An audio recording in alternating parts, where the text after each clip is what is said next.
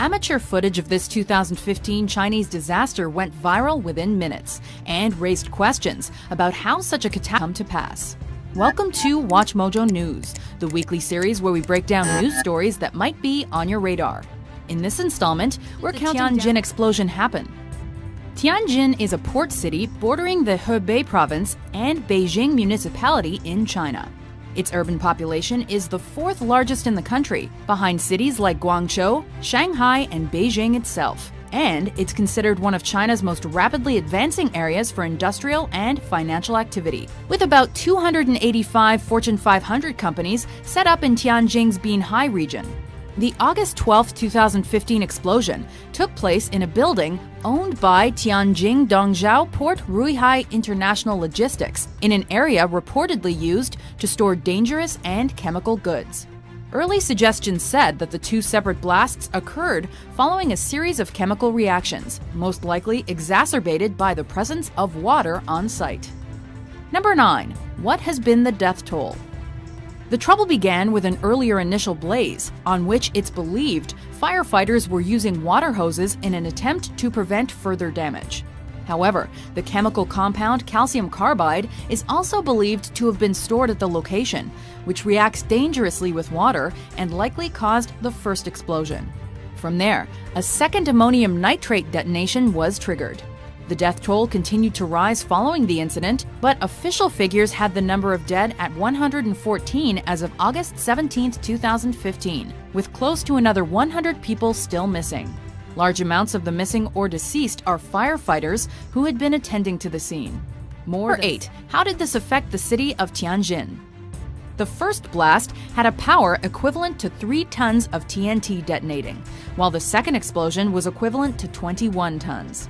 An evacuation was issued within 2 miles of the site. Damage from the blast was felt several miles from its center, and the second fireball was so big it was actually visible to satellites orbiting Earth.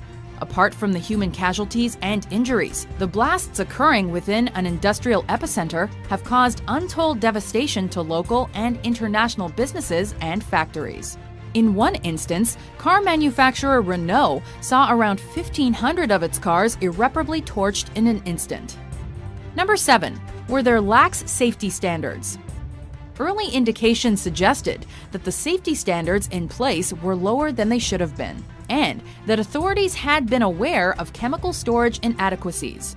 Reports emerged that city officials had met with Ruihai Logistics recently to discuss tightening regulations, an issue especially with small and medium businesses, where procedures are outdated.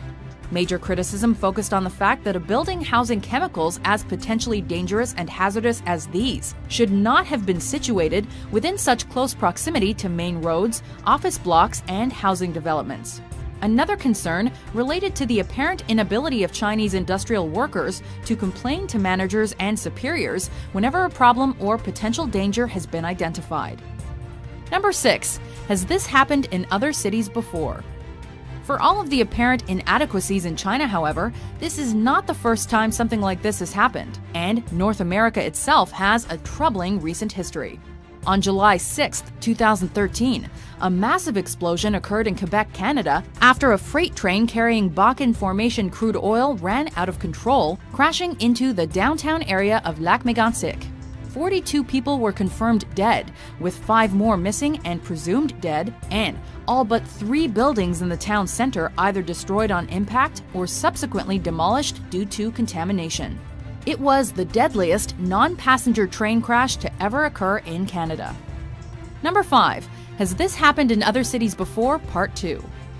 On March 23, 2005, another massive explosion occurred in the Petrochemical Manufacturing Center of Texas City, USA. Yeah. Oh, you okay? Dad? You okay? I can't hear. At the time of the accident, BP's Texas City refinery was the 3rd biggest of its type in the U.S. However, the road towards the company's eventual 2013 sale of the plant was laid when a hydrocarbon vapor cloud combusted after coming into contact with some form of ignition source, presumably a powered vehicle engine. The explosion killed 15 site workers and injured more than 170 others. Various investigation reports into the disaster identified inadequate safety and organizational standards. Number 4.